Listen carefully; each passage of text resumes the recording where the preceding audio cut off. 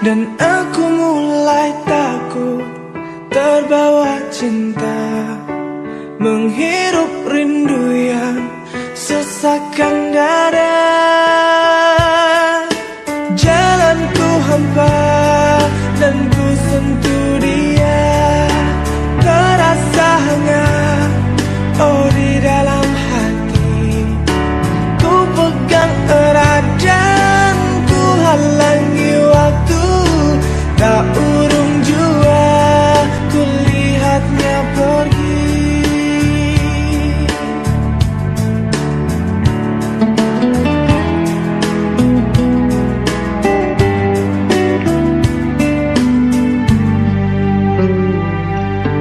Tak pernah ku ragu dan selalu ku ingat keringan matamu dan sentuhan hangat. Ku saat itu takut mencari makna, tumbuhkan rasa yang sesakkan dada. Kau datang dan pergi, oh begitu saja. Semua ku terima apa adanya. Mata terpejamkan, hati menggumam di ruang rindu kita bertemu.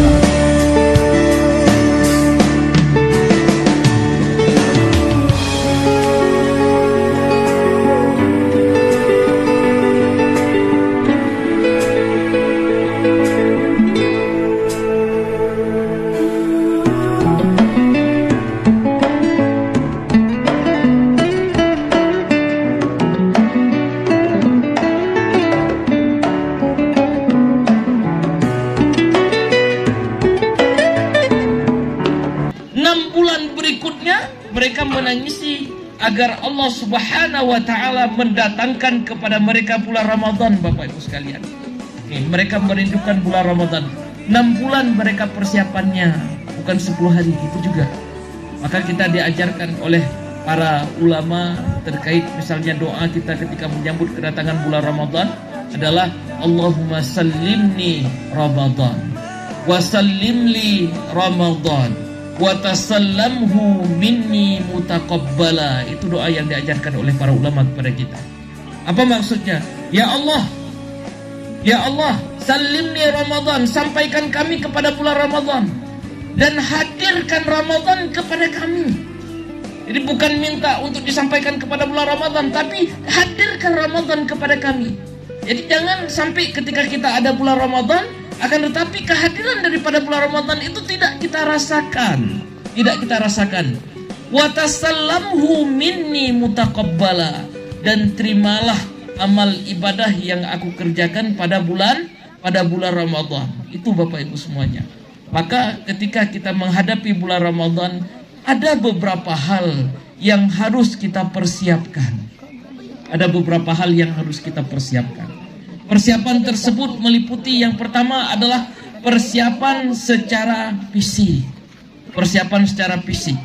Kondisi fisik itu harus dibuat sebagus mungkin untuk kedatangan bulan Ramadan. Ini bukan yang saya maksudkan kita ke salon, bukan seperti itu. Biasanya kan kalau mau hari raya ke salon, mau pesta ke salon. Ini bukan itu yang kita maksudkan. Kondisi fisik dikondisikan untuk kedatangan bulan Ramadan. Misalnya saya sakit lambung, itu kondisikan. Jangan pas bulan Ramadan nanti lambung kita masih kondisi sakit. Itu misalnya. Ini sehingga akhirnya apa? Jangan makan makanan pedas. Ataupun mungkin juga jaga diri kondisi lambung. Pokoknya sesuai dengan kebiasaan masing-masing lah. Sesuai dengan kebiasaan masing-masing. Kita kondisikan kondisi fisik kita betul-betul siap untuk menyambut kedatangan bulan Ramadan. Jangan pas masuk bulan Ramadan nanti kita sakit. Itu yang pertama. Kemudian yang kedua, kondisi secara rohani. Ini kan di bulan Ramadan banyak sekali amal ibadah yang diperintahkan kepada kita untuk kita melaksanakannya. Mulai daripada amal-amal wajib sampai amal-amal sunnah.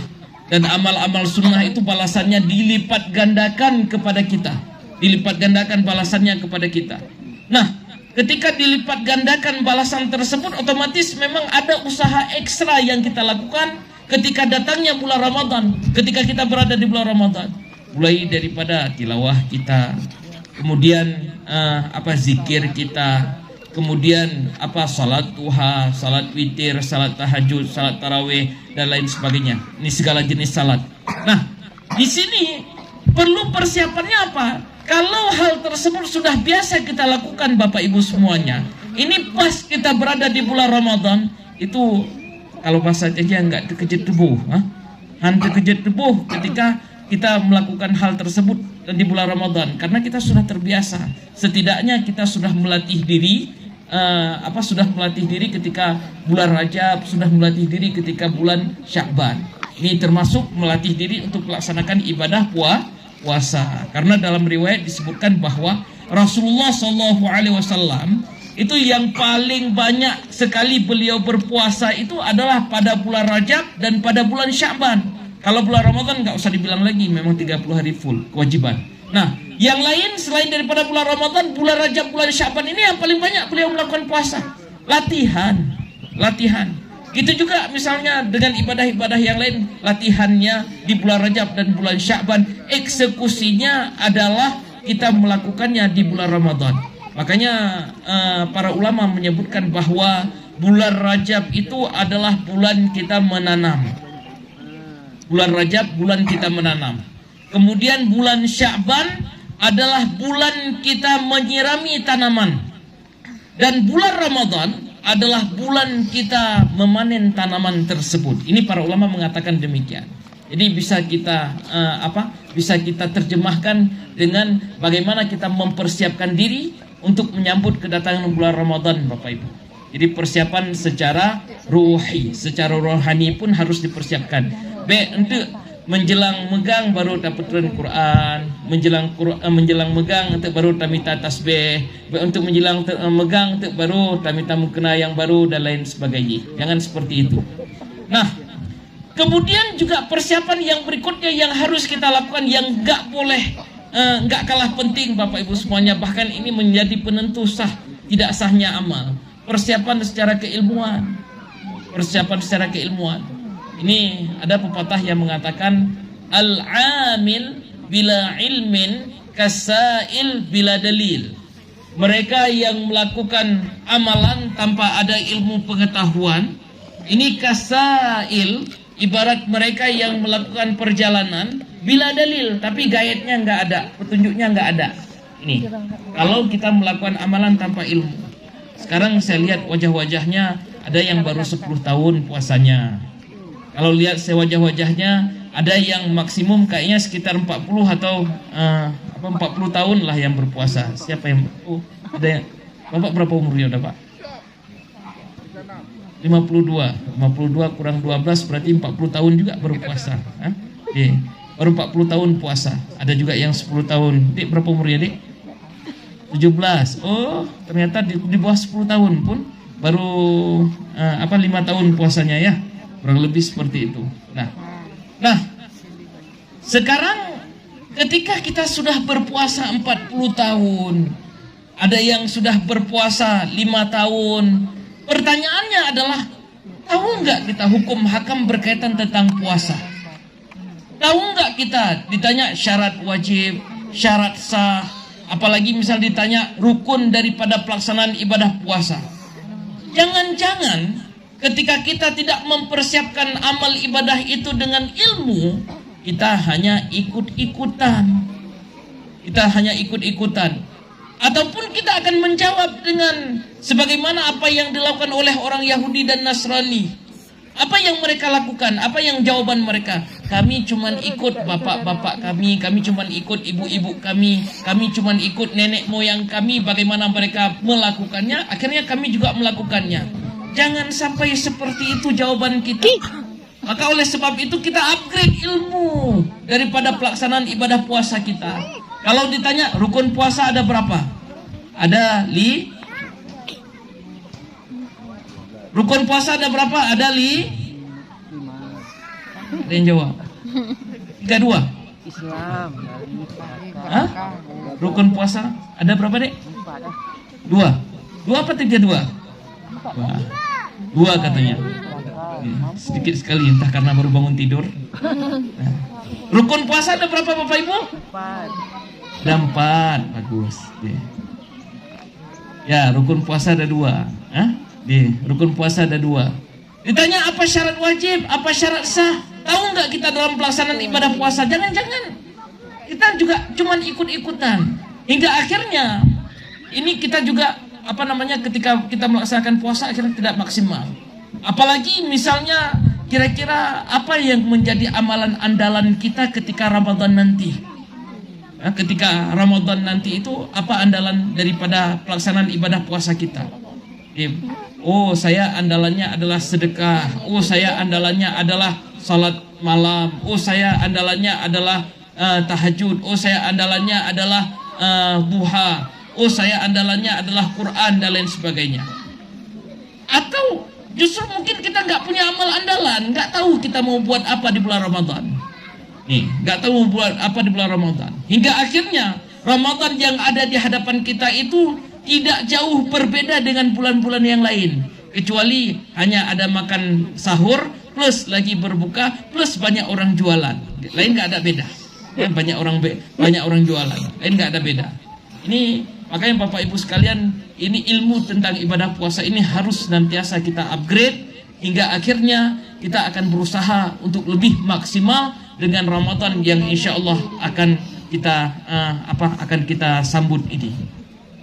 Kemudian persiapan yang berikutnya yang juga nggak kalah Bapak Ibu sekalian, persiapan secara secara harta. Loh, memang puasa perlu modal, memang puasa perlu uang. Ini sekalian Bapak Ibu, kalau dalam pelaksanaan ibadah puasa kan sebenarnya ada amal yang memang amal-amal tersebut butuh kepada harta. Misalnya apa yang dilakukan oleh Rasulullah itu yang paling banyak sedekah. Rasulullah yang paling banyak sedekah, dan beliau lebih banyak lagi sedekah yang beliau lakukan itu di bulan Ramadan. Kan kita nggak mungkin sedekah kita modalnya senyum aja ya. Meskipun dibilang senyum sedekah, jumpa Ustaz Fahmi senyum, kita jumpa Ustaz Syafi'i senyum, sedekah Ustaz. Nah, saya bersedekah.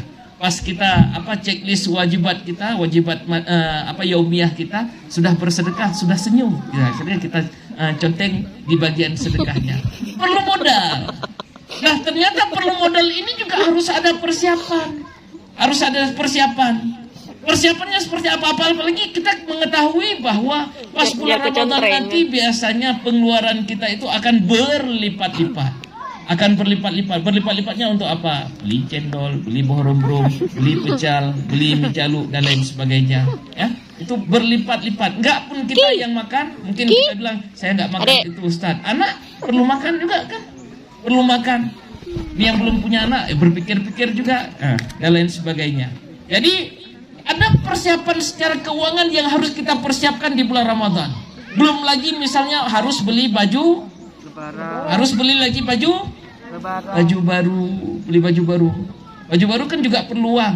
Nah, jangan gara-gara pengeluaran yang kita lakukan di bulan Ramadan lebih melipat-lipat, akhirnya semangat kita bersedekah menjadi berkurang. Nah, semangat kita untuk berinfak justru berkurang dan lain sebagainya. Padahal yang dipraktekkan oleh Rasulullah SAW sebelum Ramadan, Rasulullah terkenal sebagai seorang yang dermawan. Dan kedermawanan Rasulullah tersebut disampaikan dalam hadis itu melebihi daripada larinya angin. Itu disebutkan dalam hadis. Dan lebih lagi dermawan beliau adalah ketika beliau berada di bulan Ramadan. Semoga juga kita mempersiapkan diri secara amaliyah dalam kita menyambut kedatangan bulan Ramadan. Hingga mungkin itu yang dapat kami